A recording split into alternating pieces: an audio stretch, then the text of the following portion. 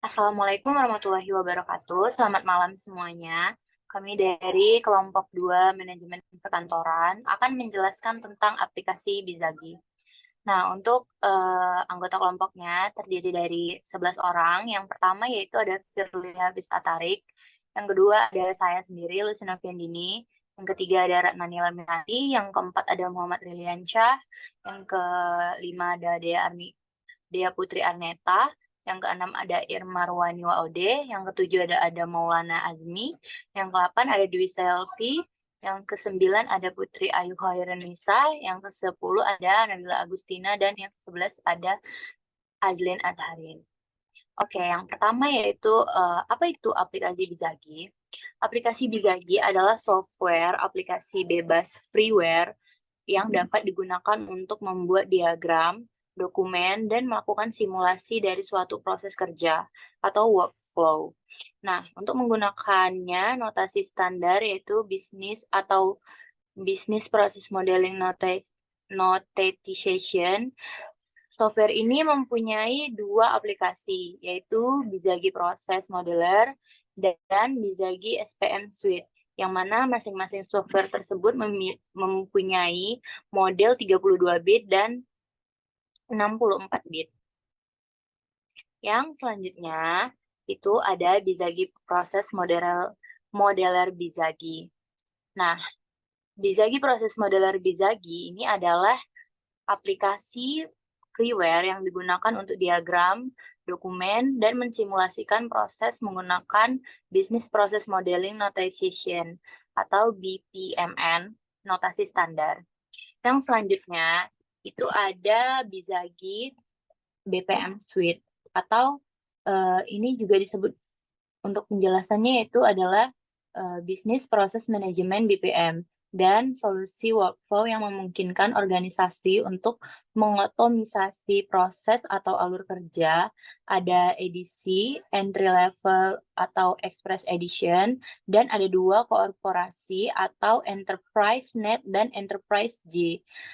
Bizagi Limited merupakan perusahaan swasta yang didirikan pada tahun 1989 dan namanya adalah singkatan dari Keliniahan Bisnis. Yang selanjutnya itu ada fungsi aplikasi Bizagi yang akan dijelaskan oleh teman saya. Baik, fungsi aplikasi Bizagi yaitu yang pertama, memodelkan proses bisnis secara visual menggunakan notasi BPMN standar. Hal ini memungkinkan organisasi untuk memahami langkah-langkah proses dan mengidentifikasi peluang perbaikan. Yang kedua ada mengotomatisasi proses bisnis yang telah dimodelkan menggunakan Bizagi BPM Suite. Ini dapat mempercepat proses dan meningkatkan efisiensi. Yang ketiga ada meningkatkan kolaborasi antar tim dengan berbagai model proses bisnis di cloud. Semua orang dapat meninjau dan memberikan masukan pada model secara real-time. Yang keempat ada memfasilitasi pengelolaan perubahan pada proses bisnis. Perubahan dapat ditelusuri dan diperbarui secara otomatis pada instansi proses yang diotomatisasi. Yang kelima, ada menyediakan laporan dan analisis untuk mengukur kinerja proses dan mengidentifikasi peluang perbaikan. Selanjutnya ada manfaat Bizagi. Yang pertama ada otomasi proses bisnis. Bizagi memungkinkan otomasi proses bisnis, mengurangi ketergantungan pada pekerjaan manual dan meningkatkan efisiensi operasional. Yang kedua ada pemantauan kinerja. Dengan Bizagi, Anda dapat memantau kinerja proses bisnis secara real-time.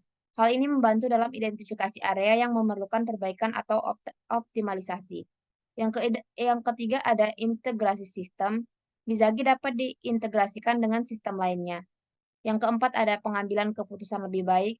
Dengan data yang terpusat dan mudah diakses, Bizagi membantu dalam pengambilan keputusan yang lebih baik dengan menyediakan informasi yang relevan dan akurat. Yang kelima itu ada penyederhanaan proses. Aplikasi ini memungkinkan Anda untuk merancang ulang dan menyederhanakan proses bisnis yang kompleks, meningkatkan produktivitas, dan mengurangi potensi kesalahan. Selanjutnya akan dijelaskan oleh rekan saya tentang flowchart. Baik, di sini saya akan menjelaskan tentang proses pembelian di warung makan. Oke, yang pertama itu ada pembeli akan masuk ke warung makan.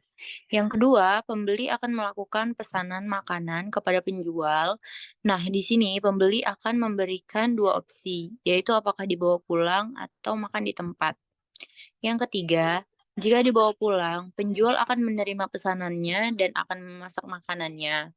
Setelah itu akan dibungkus dan memberi pesanannya ke pembeli. Dan pembeli akan menerima pesanannya terus memberikan uang atau pesanannya ke penjual. Lalu penjual menerima uang tersebut. Setelah itu, jika ada kembalian, maka penjual akan memberikan uang kembalian dan pembeli akan menerima uang kembaliannya. Dan transaksi selesai. Jika tidak kembalian, transaksi telah selesai. Yang selanjutnya kan diberitahu oleh teman saya Irma.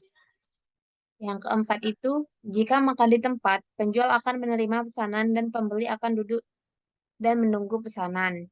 Setelah menerima pesanan, penjual memasak lalu akan dihidangkan dan menaruh makan di tempat saji.